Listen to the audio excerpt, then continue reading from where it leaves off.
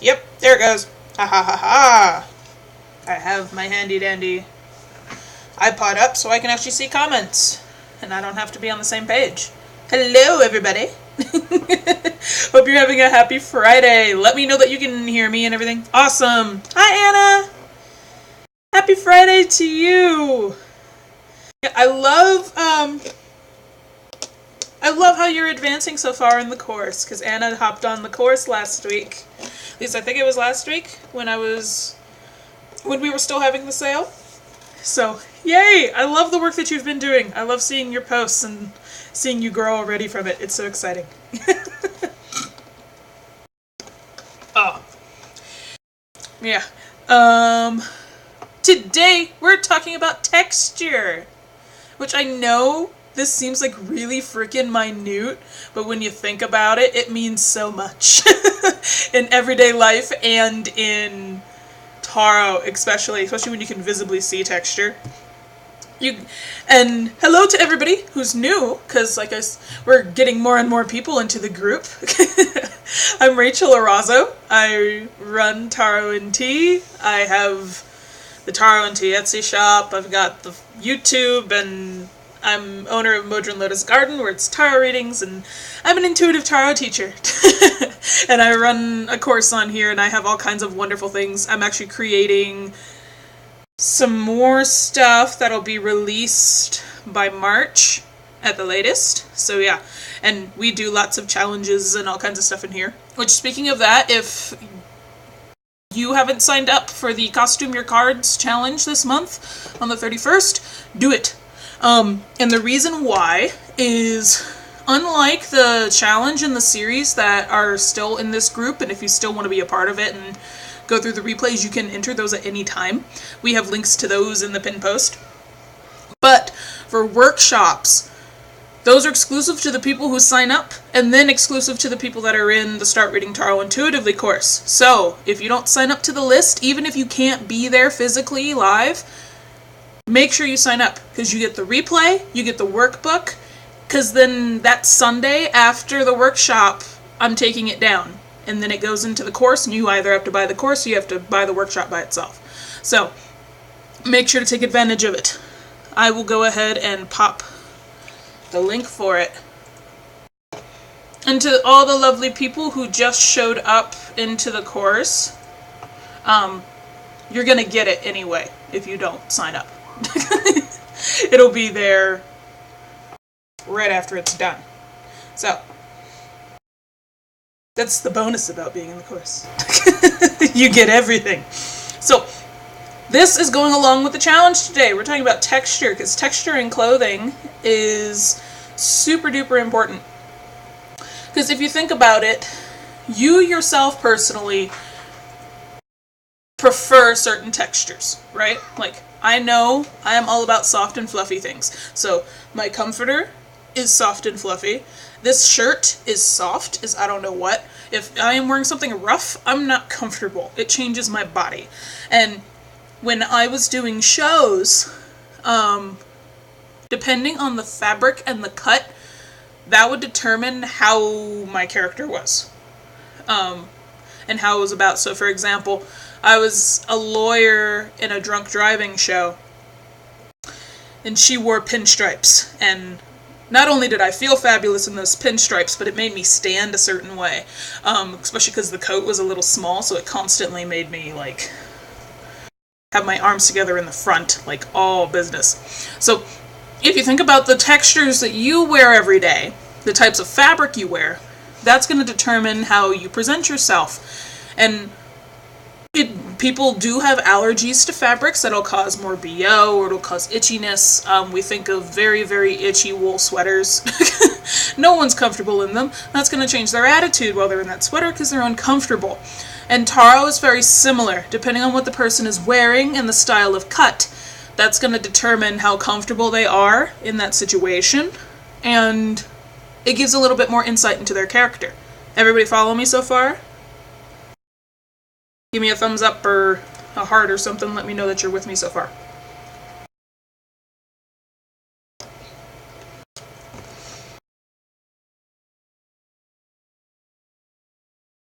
Okay.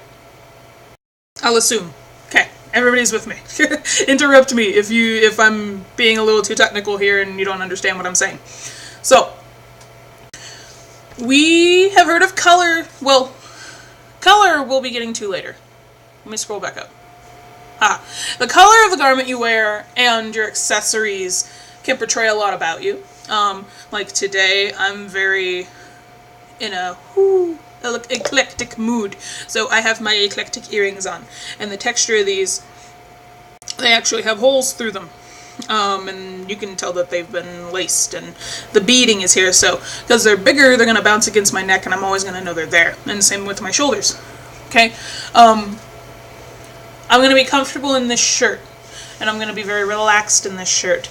And it's the same thing, like I said, for cards. So, for example, if we think of texture, and we look at temperance, for example, we have this big, beautiful angel standing there in this long, white canvas gown, which canvas is not comfortable if you've ever worn it.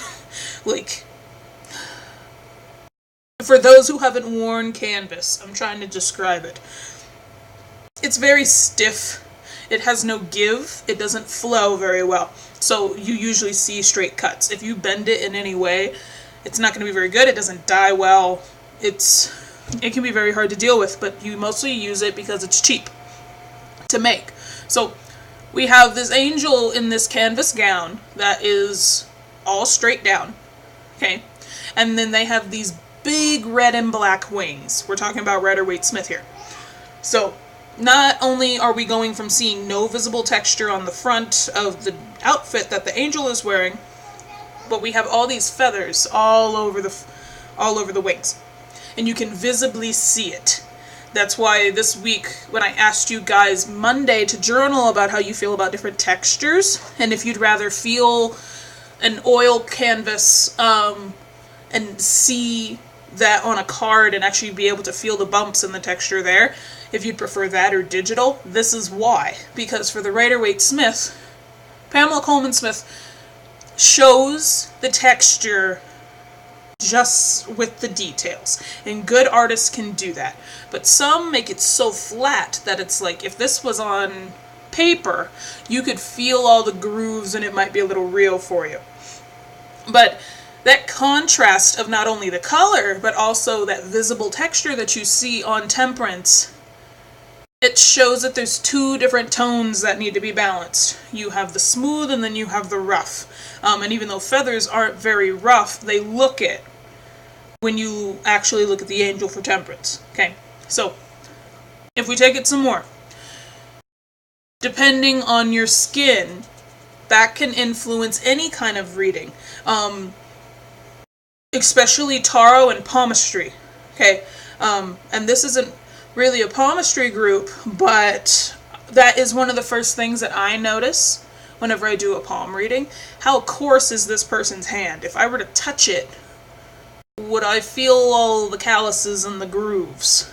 And because that does impact a reading. That tells how coarse the person is underneath.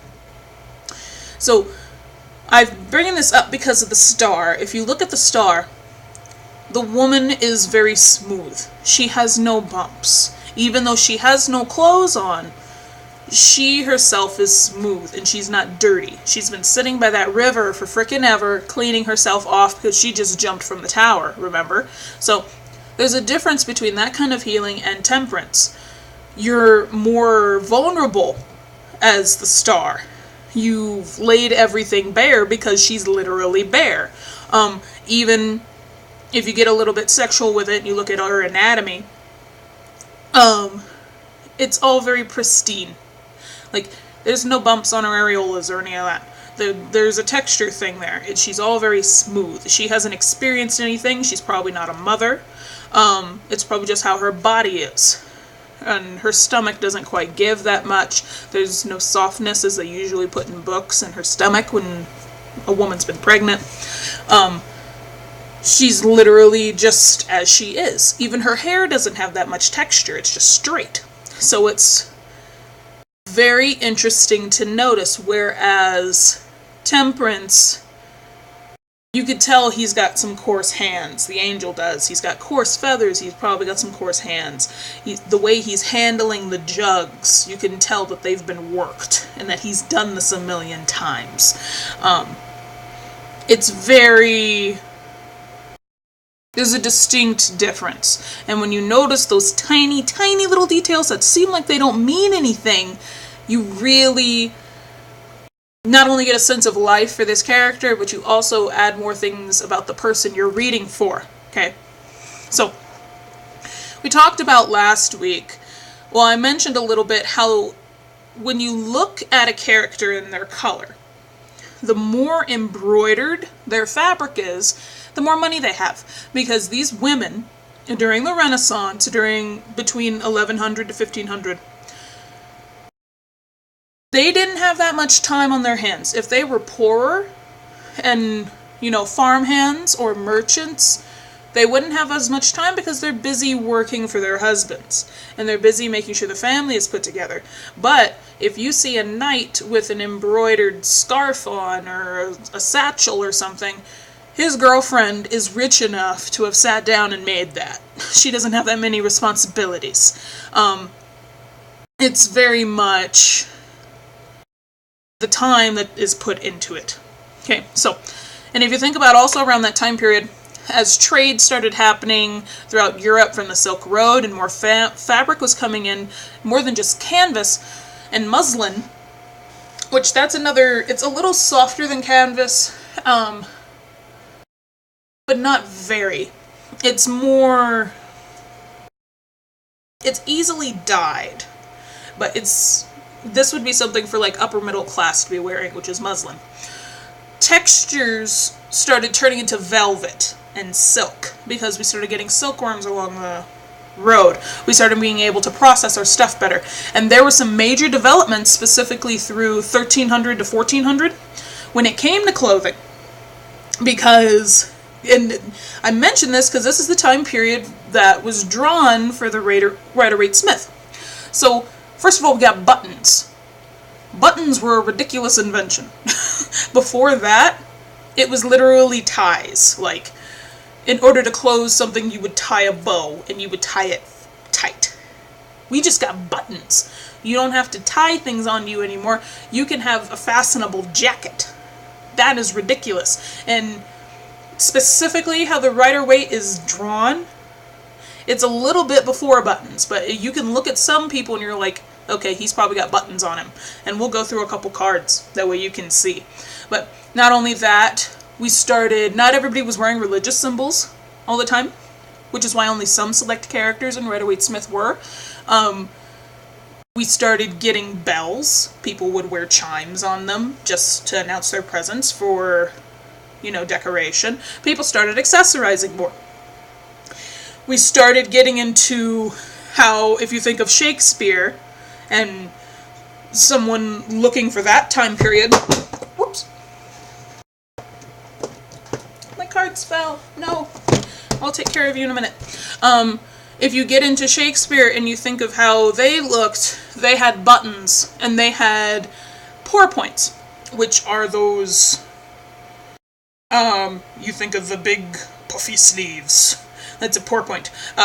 They were stuffed and they were quilted. Not only that, so these women had time to sit down and embroider, and they had time to sit down and stitch this mess. That turned tight-sleeved, and they went to the hip. Okay? So, you're also getting two-toned dresses and two-toned fabrics. So, you may start out with muslin, but then add some velvet in there. And people are combining fabrics. And you see this in some of the cards. You can tell that the fabrics are different that they're using.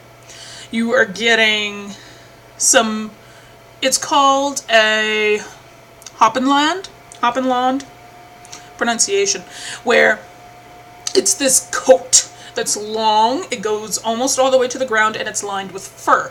We're starting to, when we hunt, not just leave the fur and the bones out there. We're using it for other things finally when it comes to Europe. So they're lining their coats with fur because it's warm, and Europe is very rainy and the climate is not very happy. So they're starting to finally use it. And then on top of that, They're starting to experiment with silk and muslin, combining them together to make hosiery. And that's why you get some brightly colored hosiery, mainly on men. Women didn't show their legs. They won't show their legs for some time. But that's why some of the characters are going to look a little odd, because they have these bright tights on. And usually they matched with what they were wearing, but not so much. So, and then one other thing to keep notice of, because they had silk coming in, they started using netting, which before this, they didn't really use netting. So you see these women with these coifs and these hennins where, well, a hennin would be the stereotypical Renaissance where it's a cone, and then they'd have this silk coming down the back. You see it in the movie Ever After. That's Renaissance time period. Where these women have these giant hats and it goes down the back. Or, what is it called? I'm looking at my notes here. Yeah, where they would literally have a veil. They'd put their hair up into a coif braided, and they'd put a net over it, so that their hair still looked nice. And because the Renaissance was dirty, there was no plumbing, everybody got sick because no one had personal hygiene, it was important to keep your hair looking nice. It was important to keep your hair from messing up in any way. So, and then you have the veils. Like our lovely High Priestess has a long veil on. So is everybody still with me? Do you have questions about this stuff? I know it's a lot of different things to think about when it comes to texture and all the different things that you'll see. Water break.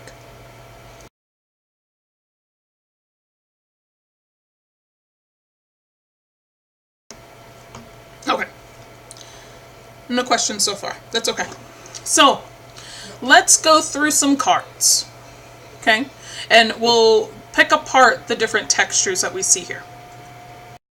So, come on. Alright, the Hanged Man. He's got a tunic. Okay? He's got a leather belt. We talked about how leather was such a commodity. It was expensive, so this guy is rich. And then he's got the bright hose on that does not match anything but his belt. It's very tiny, and you can tell a little bit that it's supposed to match, but it's very meh. It's the color tint is a little off. And then he's wearing some canvas shoes, because they didn't really get into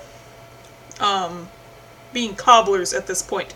A lot of it was textiles, and a lot of these were women that were making these clothes. So already you can tell he's got a little bit of money just from how he's dressed. And remember, red was a hot commodity for the rich, because that took a lot of dye. Okay, he's wearing something very practical. So he's a practical guy, even if he has a little bit of money. Just his attitude hanging here.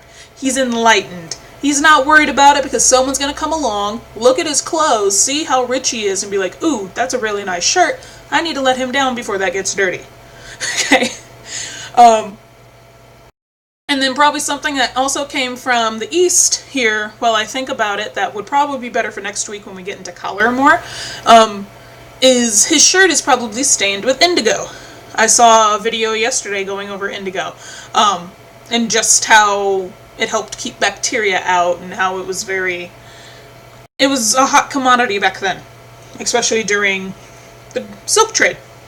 So he'll be okay, but his clothes are not fit for the environment, but he's not that worried about it. This is why the Hanged Man is so relaxed and seeing things from a different perspective. He's just taking the day off, okay? Especially how his leg is kicked up.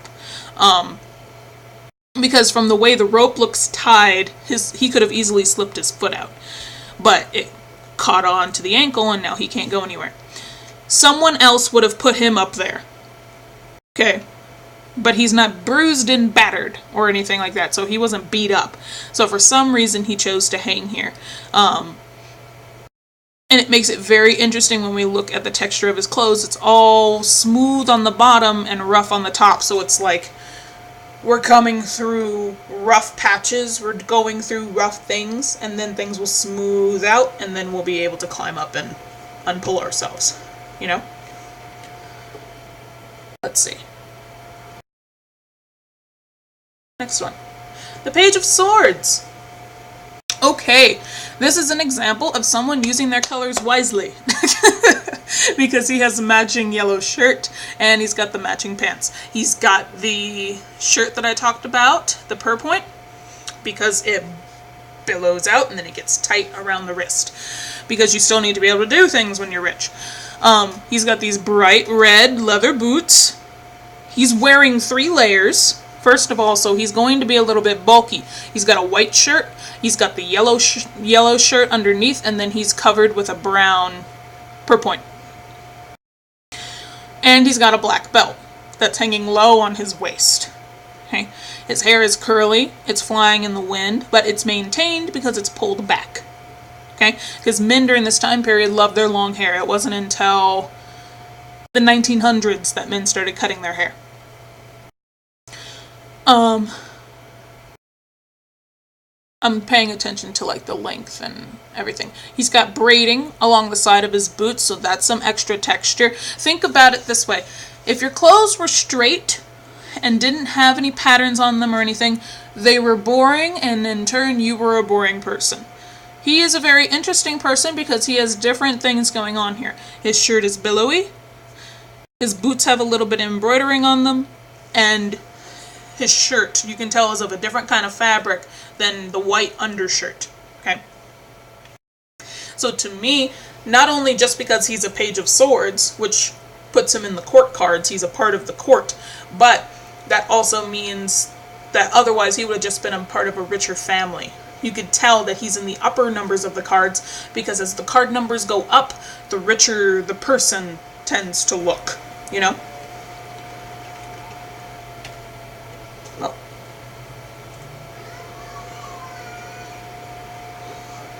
Okay, here's one that's really interesting. We have this guy for the Two of Pentacles with a really weird hat on his head. So first of all, the fabric to go into this condom-looking hat is astounding. Next, it's very interesting. He's not only matching his hat, his purpoint, and his hose, but the way the brown tunic on top is cut is interesting. You can tell that it's made of a tougher canvas because of how neatly that line is. If it was something softer, it wouldn't have as neat of a flow. It would be really bleh. It wouldn't look as clean cut because they didn't have irons back then. So, and this is not something he could iron, but you can tell the intricate cut work, especially on the bottom of his pants, like on the bottom of the tunic, okay?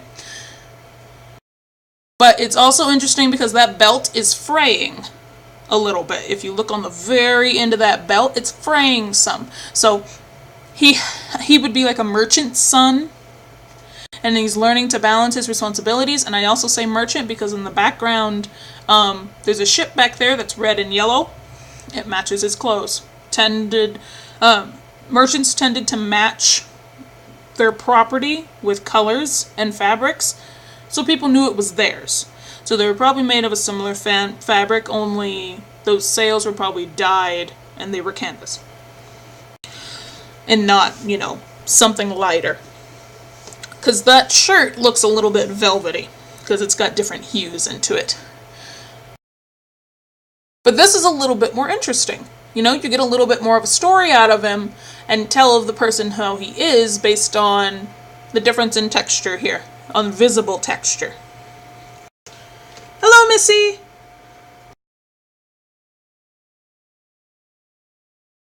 Okay. The Page of Cups is really, really interesting. Look at this guy. He's done the hell up. He's got a girlfriend who could sit there and, you know, put all of these lotuses and lilies all over his tunic. He has cuts into the sides of his boots. He's got pink, not red. He's got pink hose. Really puffy shirt. That's really close cropped here, but it's a little baggy, so the shirt's a little big for him.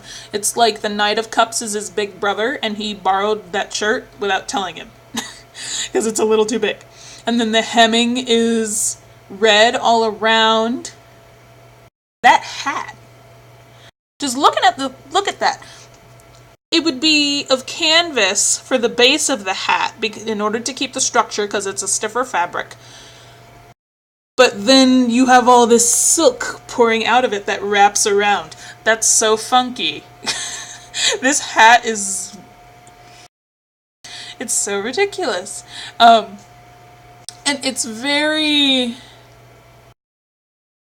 and not only that, you have a mixture of fabrics just even looking at the sleeves. Because you have some silk that would... or silk mixed with muslin for the shirt. That would turn into something really, really stiff on the bottom, like leather. So underneath that shirt, I bet there's a leather cuff for, you know, his forearm. Because the braiding, it's got braiding all through there to latch it. Okay, if it was just on a regular shirt, it would puff out and it would look really ugly, you know? That texture difference, that underneath you could tell he's wearing something else. Missy's like, interesting. Yeah, he's so funky looking. I was going through the Rider-Waite cards again and I went to look at him and I'm like, we need to talk about him because he... the Page of Cups didn't know how to dress himself that morning. Even by the Renaissance standards, this was a little funky. And you can tell he's rich because he's the only one that could get away with looking like this. Like, he's so proud that his girlfriend made him this blue tunic with all these flowers on it that he just had to go out and get a matching hat. And the hat was on sale and the merchant said it was ruined, but he's like, no, it's perfect, I'm going to wear it anyway. The naivety of the Page of Cups here. It's so weird. Just looking at his clothes. Okay, so that makes it very, very interesting. Or you could even explain this because it's cups, so it's water and he's got a fish in his cup. He could easily be a duke's son, and the duke owns a seaport on this little town that we're looking at here. And he went off to, you know, the Netherlands, or, you know, he went to the Danish and found a really funky looking hat over there and brought it home and gave it to his son. And it's foreign and it's new and weird. It makes it look like waves are coming out of its head, so he decided to wear it. He has enough money for people to not beat him up right now. Because he looks odd. Or his girlfriend's hat, yes. It could have been his girlfriend's hat. I like the girlfriend part better. Okay, next one. We're going to look at a different kind of deck. We're going to look at the Witch's Tarot here. Which is based on Rider-Waite. But we get some more detail. There's a little bit more layering. So we have the lovely King of Cups here. He's got money because he can afford to have ocean waves put on the bottom of his tunic.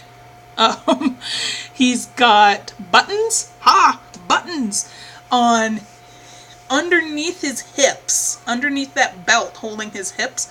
Right underneath that, there's some little tiny silver dots that I bet are buttons.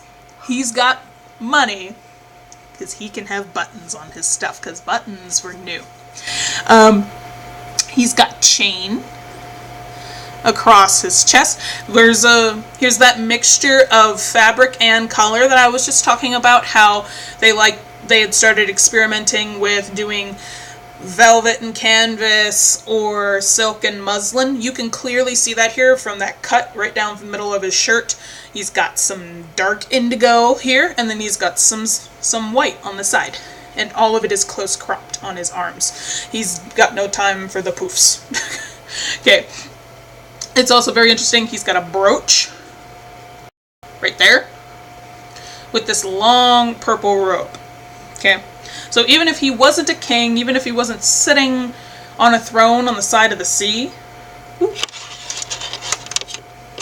you could tell that he had a little bit of money. Just from the style of the dress. Okay. And he's got these pure black leather boots. What other things do you guys notice with this card that would tell you a difference in status based on the texture, how it looks?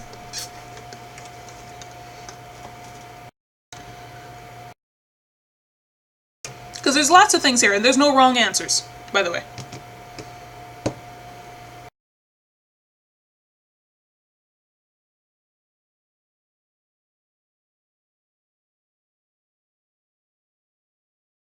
For one, the fact that he can sit on the side of a cliff and be near all this water and not be worried about his clothes, the dye coming out. He's got people to starch that shirt. He's got armor underneath it, you can tell from the cut. Especially right here. Purple is the color of royalty. Yep, that's right. Which means he has enough money to sit there and have it dyed over and over and over again. Which, during these days, they didn't have machines to do this, so it would easily take weeks in order to get that shade of purple. Also, on his crown, it's really, really small, but on his crown, it's steel, which is interesting. Blacksmithing was, you know, they were just starting to mix metals here, so he's got a steel crown that's really simplistic, and he's got a steel chain, steel scepter, and steel cup. So that's really, not only is it continuity here, because it's all the same element here, but he can afford to have that little bit of bling, even though he's not a blingy guy. No. Very good, Missy. That was an awesome point. Okay, and then let's look at this versions of the Fool. Okay, so the Fool here has a little bit more texture to him. Okay, so it's not yellow that we're seeing with all the embroidered. We're seeing patchwork more with the different colors. Okay, he's got blue and red and gold. And it's all cut into different things. So, like I was saying, back then, if you cut a piece of fabric, you could afford to have it stitched back together again into something else. Because it was dyed separately, it was made separately. It was so much cheaper to just have one piece of fabric and drape it over you. This you can tell is multiple pieces, just from the way that it looks. Okay. He's also got buttons. Aha, buttons again. Holding the top of that shirt closed. Okay.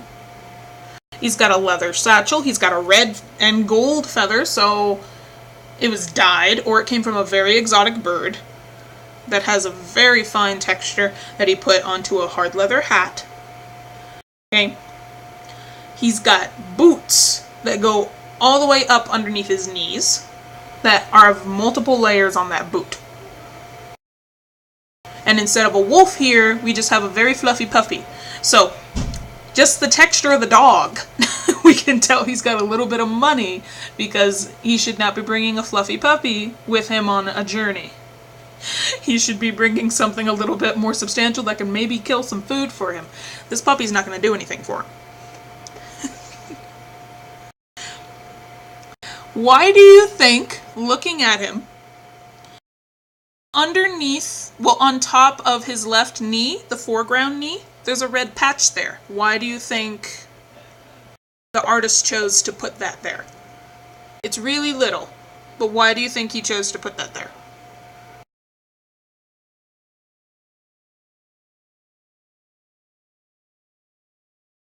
And again, no wrong answers. He could have just forgot to color in a square for all I know. But why do you think that it was put there?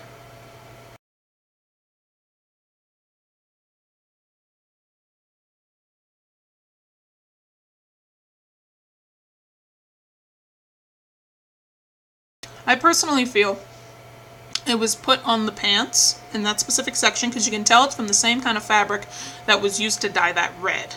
Okay, so these would have been some really nice dress pants that he had underneath the boots, but maybe a hole got put there. So for the sake of time and the sake of ease, they used the same fabric to go ahead and patch that hole, which it would have been much more stylish, and it probably would have cost a little bit more to make new complete pants. He probably just had his girlfriend stitch that up for him and fix it with whatever fabric that she had. Which, that shows that the Fool can not only be a little bit rich, because that is a bright shade of red, but it shows that he has a tendency to be a little bit naive and can easily veer into the poverty area. Because it was the impoverished people that patched their clothes like that, where they just got anything that they could. But he has this super intricate top that's been dyed a million ways, has buttons and ties, and is super clean cut. He has a nice belt, but at the same time he allows himself to carry a poor leather satchel on the back of his stick and to patchwork his pants. His mother is probably not very happy with that patch. You know. So it's a tiny little note, but it gives you a little bit more depth to the character. It gives you a little bit more of story. When you ask these questions, they make it seem like they don't mean anything, like that they're not going to enhance the reading at all. It actually gives you a little background to the person. If this were to come up as a card for somebody, like to represent someone, to me that would say they come from good money, but at the same time, they're also more of a do-it-yourself kind of person. They also don't find much value in their nice things because they have to patchwork stuff, you know? And they just kind of take everything at face value. Okay? So, everything's falling today. So when it comes to noticing texture on your cards, it really also depends on the type of card that you have. So for example, my Wisdom of the Golden Path Oracle cards are all Chinese and Japanese themed. I have samurais in my stuff, and I have concubines, and I have geishas. So they obviously, it's a bit of a class thing, especially if you think about it. Is this a geisha or is this a concubine? Geishas are naturally poor. They were artists. So these clothes were donated and handmade, okay, with whatever they could find. But they made it look rich. A samurai comes from a wealthy family. He has the time to devote to his craft, so he has the intricate bronze shoulders, and he has the armor and the padding and the red and the gold. He looks rich, okay? And all the sweeps of fabric that are encircling him, and all the different textures of the fabric, because if you have different textures and textiles clashing against each other, you have more money to put into that time and to go out and go make that. So the more you have, the more interesting of a person you look, and the more interesting of a character you would be if someone were to pull this card. If it takes you a minute to stare at it, then, oh no, Missy, try refreshing the screen, because mine's okay. Try refreshing. If you pull a card for a person to represent them in the reading, and they have all these different swaths of fabric, you can tell how rich this person feels, how abundant they are. Whereas if they're wearing little clothing, that tells you how minimal they are. And there's a difference between minimalist, like someone that's rich and chooses to live a minimalist lifestyle, and someone who is forcibly put into a minimalist idea. You know, there's a difference between the two. So I encourage you to take a look at your own cards, especially as we get closer and closer to the Costume Your Cards challenge. If we were to change the textiles, the type of fabric used, what story would we get instead? So let's try that with some of these cards that we had here today. So for example, if we were instead to give the Page of Swords a corduroy sweater, like something Steve Urkel would wear, what would that say about his character? Okay. He just goes on a whim, which is true. The Page of Swords does that. He jumps to conclusions all the time, and he acts before he thinks, which is really silly of the Page of Swords to do. But if he did a corduroy sweater, it would really be even not only out of time period, it would just really emphasize how odd this person is, especially depending on the colors used into it. And that difference in texture, he's not very comfortable, so he's just gonna jump to it just because. So, a couple other things here. If we were to give him, let's say we don't even take him out of the time period. If we were to put pine needles or something on his hosiery, like they were sticking into his hosiery, he would walk differently. He wouldn't jump to conclusions as quick because he wouldn't be able to move as quick. You know, he'd be really uncomfortable. If he was a little bit messier and there was some dirt to change up his appearance, it would change his frame of mind. He would jump to conclusions, but in a different way. It wouldn't be because of his privilege, it'd be because of a different reason, you know? So, that's one thing to think about here. Let's take a look.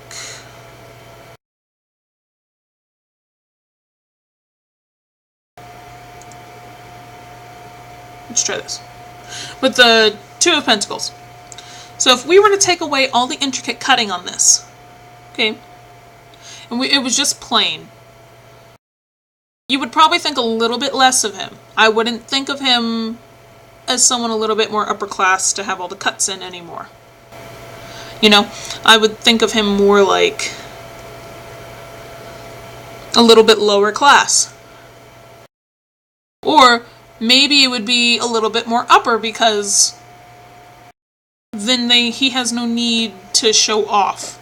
But he would kind of be like the son that's not next in line to get the land after the father dies. He would just be kind of there. There's nothing that stands out about him besides the color.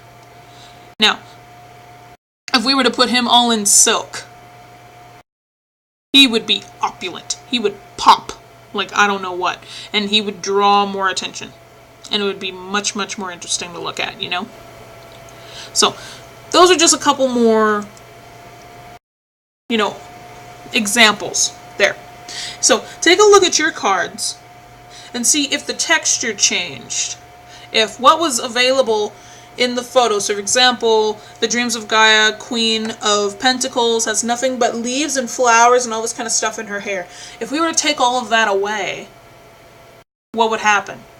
Because that counts as texture. You're adding things that make her hair not so flat. Okay? If we were to take that away, who would she be underneath? Would she still be as fertile and as growing? Or does she need all of that in her hair in order to show that? You know? Yay! Missy's back! So, take an opportunity with your cards to pick apart, like, take your daily draw for today and look at the texture of the clothes, or the texture of the background, or the grass that they're walking on. Can you see the individual details? Because it reminds me also of when I first got glasses. Okay? I didn't realize that there was a problem with my eyes. And slowly over time you don't realize how dull things get. But as soon as I got my glasses, I was amazed at how I could see the individual leaves on the trees. Or, like, I could see individual blades of grass. It wasn't all just a clean slate for me. Because it does, it gives a different depth and a different perspective, and it makes it seem more real. So, if you don't do this with your cards, try doing it with your everyday life. Look at the texture. I look at the texture on the wall. To you guys, it looks more flat. But it's bumpy. And I could easily scry with this wall because of all the bumpiness, if I really wanted to. Think about the fabrics that you like to surround yourself with. And in places that you feel uncomfortable, pay attention to the fabrics that are around there. Like, I a lot of the times feel uncomfortable sitting in my grandmother's living room because she has plastic on the furniture, like on the couches. So obviously when you sit down, you're going to feel a little stiff. And it's not going to be very comfortable. And even when the plastic is off, it's so tightly upholstered that and it's not full of stuffing, so you don't feel the need to get comfortable. You just kind of sit. You can tell this is a temporary room no one goes in because the furniture is not comfortable to sit in. Okay. Missy says my favorite for clothing and tarot is my Dreaming Way tarot. Ooh, let's take a look. Let's look. Yes, Dreaming Way tarot.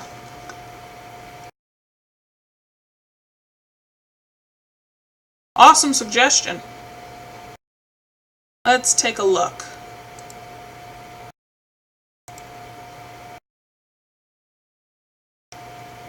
Ooh, interesting, interesting, interesting. Let's look at this.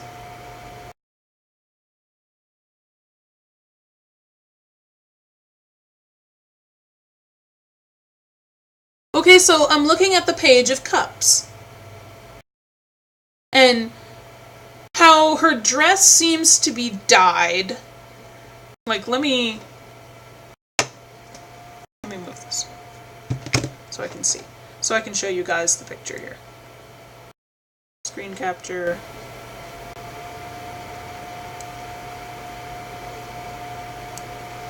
Boom. Haha. So, like, look at this dress. First of all, her band in the middle is wrapped in rope. That's really interesting. And her dress is splotchily dried. Like, Jackson Pollock got a hold of some yellow and some mustard and just threw it on her dress. It looks more dirty than it does intentionally dyed. That's really interesting. Because then it also goes into, like,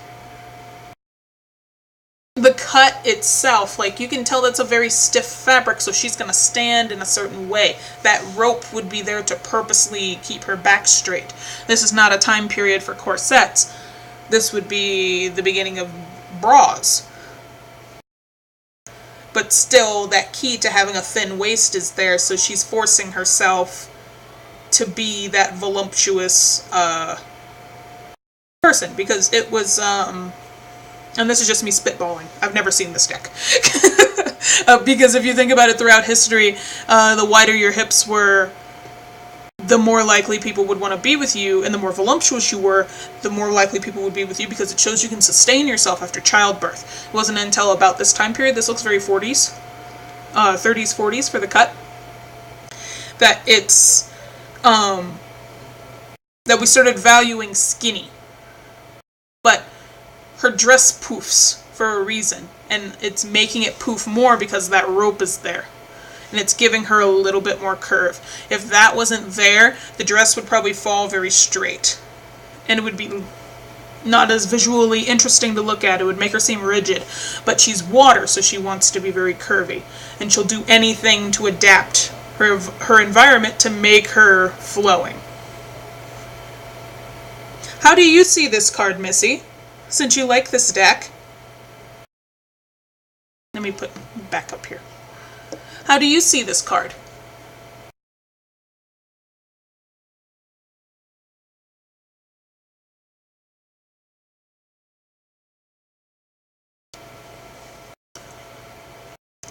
Like, why do you feel this card is a really good representation for, like, texture and paying attention to the clothing?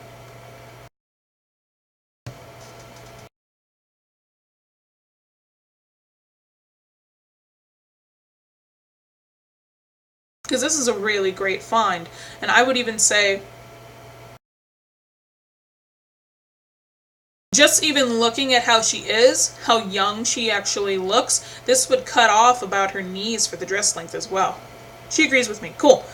Yeah, it's very, very interesting. I like that. Let's try another card, since we have a new deck. This is what made me go, woo. Let's see.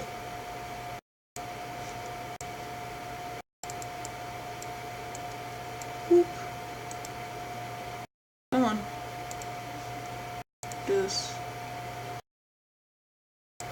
Get bigger. Ah. Missy says, I love the teapot as a hat, the water flowing. Yeah, that was really cool. And it's that difference between stained glass or stained clay after it's been fired, and then the softness of her gown. It's really interesting. So for this was really odd, because at first I thought she was like a queen bee, but she's really in a straitjacket. But then the more I look, I still see a bee. And she's the actual hive. Her hair is curly, so that offsets the white on the bottom that I'm assuming is supposed to be her dress. These chains are wrapped around the people. They're not around their throats, so again, they could leave at any time. But she physically wouldn't be able to chase them because it's almost like a straightcoat. And think about the fabric of that straightcoat. It's not comfortable. That is starched canvas. So it's not meant to be get out of easily. It's not meant to be ripped easily, because canvas is actually a pretty tough fabric unless you have a pair of scissors. And then you have these people who are laid bare on the bottom. They have no texture to themselves except for their hair. And even then, if you look at the jutting, it's weird, but if you look at the person on the right, they have a square butt. They got a Hank Hill butt. They don't have any cushion there. They have nothing to fall back on, so that would be his reason for not leaving. He has nothing to fall back on. This is all he knows.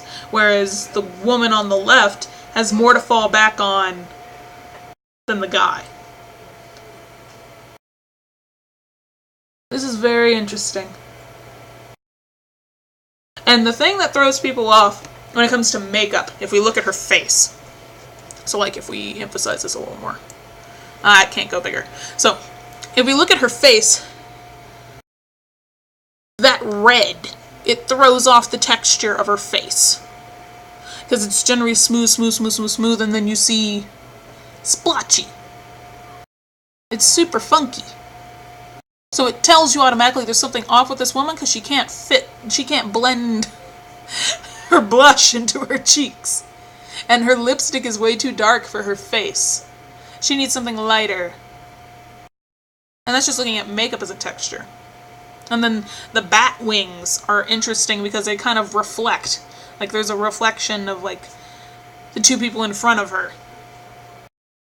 There's something that looks like a feather in there. Or, can't think of which specific tree, but seeds from a tree that are curved. This is very interesting. And I really want to know what her dress underneath that hive looks like. It looks so funky. Because you could tell she's at a quarter turn, and her face is to the side, so her collar is here. I want to know what the rest of that dress looks like.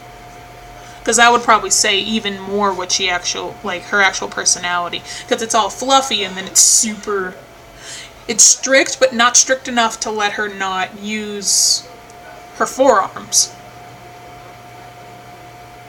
Hard to do in a straight jacket and makeup blending. That's very true. She can only get her arm up to here. She can't pull it up. So that makes sense. It's just gonna... This is really fascinating. I'm glad you brought this deck up, Missy. This is very fun. For those that were wondering what this deck is, it's the Dreaming Way Tarot. For those that aren't watching the stream. Okay, cool. So, it makes it... Whoops. Woo! It makes it very interesting when we break it down. And you get a little sense of the characters and the people that would pull these cards. It's really fun. So share it in the group. Share your deck. And we'll analyze it and talk about the time period and how the textures are funky and all that fun stuff, okay? And then next week, spoiler, we'll talk about color a little bit more. Can you see the Fool card? Ooh. Yeah, hang on. We can look at it super quick.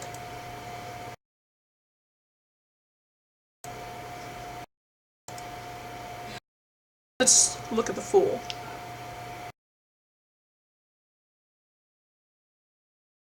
Aha! Here's the Fool. Hang on. Come on.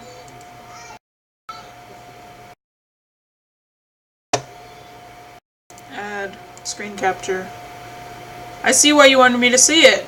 It's got the poofs. Whoops. It's got the poofs.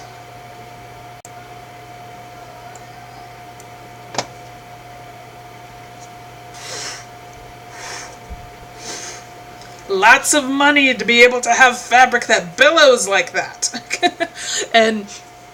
But they try to save money more by having that headdress, but then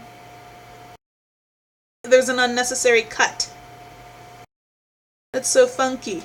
And then he tried to save money more by just having rope hold this cauldron on his back, and that's not very smart. There's a specific name for those shoes. I have that. Sorry.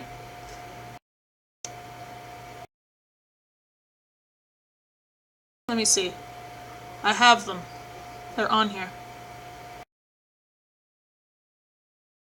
Krakau's. That's what they're called. For people that never knew what the name of those pointy shoes are, where they're flat and then curve up, they're called Krakau's. And they're really funky. They're typically made out of canvas or leather. And he's got rope around him too, but it's green rope. And you can't even see his hands. How's the placement here? He's got really tiny pockets, which, by the way, pockets for this type of dress, literally, it would be a cut in the pants, and on the inside, on their belt, they would have a string attached to a bag, and that was their pockets. They didn't make pockets until like 1850. It was really funky. And especially women, they had a belt that went on top of the corset underneath a jacket, and they had purses attached to that. It was really funky. It was hard because they had so many layers. But that's really weird. His style, just that hat. He tried to save money, but unnecessary cut. That's going to cost you more money, dude. And it's red and green. That bright green costs money for the dye. Missy says, I just love the clothing in this deck. I can see why. It just makes me go, what? It's almost as bad as that Page of Cups head. Because it's just like, what in the world? It's so funky. Oh, I'm going to have to take a look at this deck. But thank you for sharing that, Missy. Yeah, and if you guys, like I said, if you have any decks that you want me to take a look at, feel free to do so. Like in the group, share a thread with a deck, and we'll all pick out funky looking clothing and see if we can figure out the personality of these people and the kind of person that would pull these cards. It's lagging a little. That might be better. Might be better. Yeah, I think it's better. Yep, there we go. I can't have the same thing open. Okay.